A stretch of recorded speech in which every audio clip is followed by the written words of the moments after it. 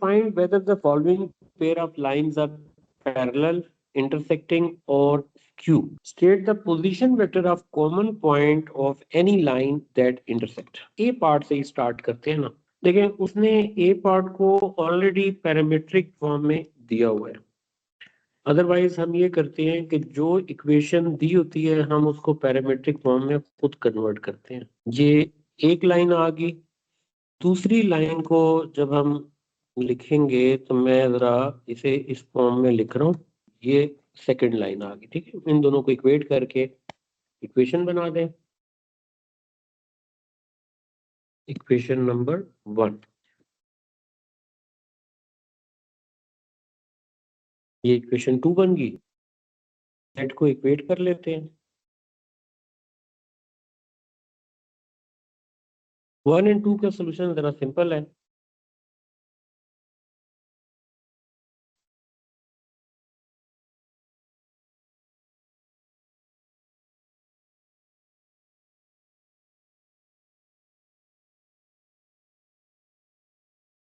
ले जी, लैम्डा और म्यू की वैल्यू हमने फाइंड आउट कर ली.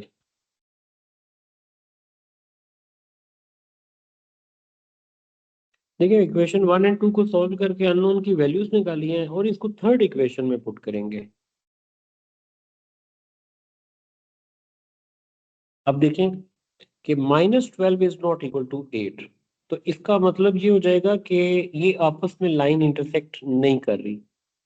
अब आप इसमें अगर क्वेश्चन के शुरू से देखें ना कि डायरेक्शन वेक्टर अगर लिखे जाएं 3, 5 एंड 4 और दूसरी लाइन का डायरेक्शन वेक्टर 1, 1 एंड 2, ये मल्टीपल नहीं है. यानी इसका मतलब है हम यहाँ पे देख के लिख सकते हैं कि नॉट पैरेलल.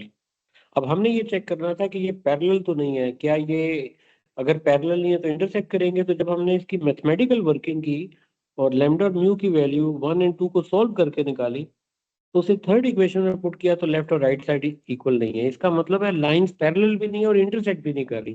तो इसका मतलब क्या है कि ये फिर स्क्यू लाइंस हो जाती हैं. इसी तरीके से आप BCD पार्ट की प्रैक्टिस करेंगे और डेफिनेटली इसमें कुछ लाइंस ऐसी होंगी कि जिनमें थर्ड इक्वेशन सेटिस्फाई होगी और फिर आप पॉइंट ऑफ इंटरसेक्शन निकालेंगे उसको पोजीशन वेक्टर में कन्वर्ट करेंगे. मैं देखता हूँ कि अगर नेक्स्ट क्वेश्चन में ये बात हो जाए तो हम नेक्स्ट क्वेश्चन को सोल्व कर लेते हैं. अगर ये डायरेक्शन वेक्टर देखें और ये डायरेक्शन वेक्टर देखें तो ये आपस में मल्टीपल नहीं बन रहे. इसका मतलब है कि लाइंस कम से कम पैरेलल नहीं है. पॉइंट ऑफ इंटरसेक्शन के निकलने का चांस मौजूद है. ये पार्ट को सॉल्व करते हैं. मेथड बिल्कुल वही है. हम पहले ये जो लाइंस हैं इनको पैरामीट्रिक फॉर्म में कन्वर्ट करते हैं.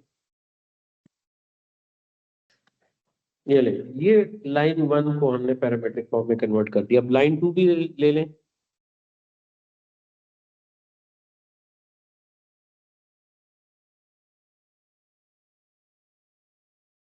ये लाइन 2 आ गया. अब आप इनको इक्वेट करके इक्वेशंस बना दें. इसमें टी सब्जेक्ट बन रहा है ना. चले इसी को इक्वेशन हम ये डॉट वाला 1 कह देते हैं. सब्स्टिट्यूशन मेथड लगा लेंगे. इक्वेशन 3 इसको उधर ले जाता हूं मैं. t-2f 8 को इधर ले जाते हैं -7 और ये इक्वेशन नंबर 3 बना देते हैं. अब सॉल्व करना है तो लिख लेते हैं सॉल्विंग इक्वेशन 1 एंड 2. अब मैं इसमें सब्स्टिट्यूशन मेथड लगा देता हूँ. Put equation 1 in 2.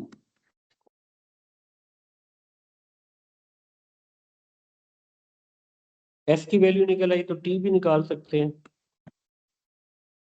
Put in 1 2 to the 4 and t is equal to -3. ले जी. now put s is equal to 2, t is equal to -3 in equation 3. t is equal to -3 -2 into 2 is equal to -7. देखें -3 -4 -7 तो -7 is equal to -7 आ गया. तो इसका मतलब ये हो जाएगा कि this implies that both lines will intersect. ले जी. अब इसका मतलब है ये कंफर्म हो गया कि दो लाइंस इंटरसेक्ट कर रही हैं. जब दो लाइंस इंटरसेक्ट कर लेंगी तो इसका मतलब हमें पॉइंट ऑफ इंटरसेक्शन निकालना है। जरा क्वेश्चन पे वापस आए, जरा पैरामीट्रिक फॉर्म चेक करें कि एक्स वाई और जेड, इसमें जो अननोन यूज हो रहा है वो एस यूज हो रहा है। हमने एस की वैल्यू फाइंड की हुई है। अगर आप इस एस की वैल्यू को इक्वेशन 1 में पुट करेंगे तो एक्स वाई जेड के कोऑर्डिनेट्स आ जाएंगे, यानी ये कोऑर्डिनेट्स की फॉर्म में बनेगा, पॉइंट बना सकते हैं। अगर आप सेकंड इक्वेशन यूज करेंगे तो यहाँ पे जो अननोन वेरिएबल यूज हो रहा है वो टी यूज हो रहा है, और ये टी की वैल्यू अगर आप 2 में पुट करेंगे तो तब भी सेम आंसर आएगा, यानी इससे आंसर में कोई फर्क नहीं पड़ेगा। आप जो मर्जी यूज करें, मसलन मैं ये करता हूँ, put s is equal to 2 in equation number 1. This implies that x is equal to 1 minus 4 minus 3. Y is equal to 3 minus 2, 1. और z is equal to 1 plus 2 into 1. s की वैल्यू 2 थी, तो 2 2 ज़ा 4 और 5। इसका मतलब ये हुआ कि पॉइंट ऑफ इंटरसेक्शन बन जाएगा -3, 1 एंड 5। ये आंसर आ जाएगा। आपकी अंडरस्टैंडिंग के लिए अगर मैं इसको ऐसे लिखूं, जो t की वैल्यू है इसको मैं इक्वेशन नंबर 2 में पुट कर देता हूँ। देखें जरा, x की वैल्यू -3, y की वैल्यू 1 और z की वैल्यू आ रही है, ये देखें 5, यानी इसका मतलब है सेम पॉइंट आ गया, तो कोई मसला नहीं है।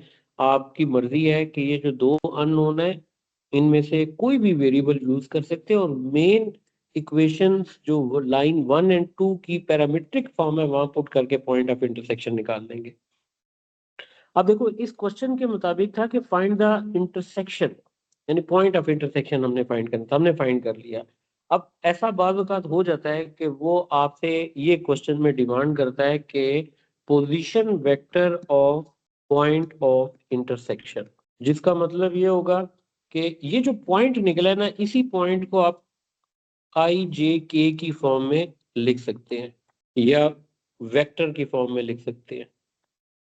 लेन, ये आंसर आ गया। ठीक है, ये एक हमारा कॉन्सेप्ट पूरा हो गया।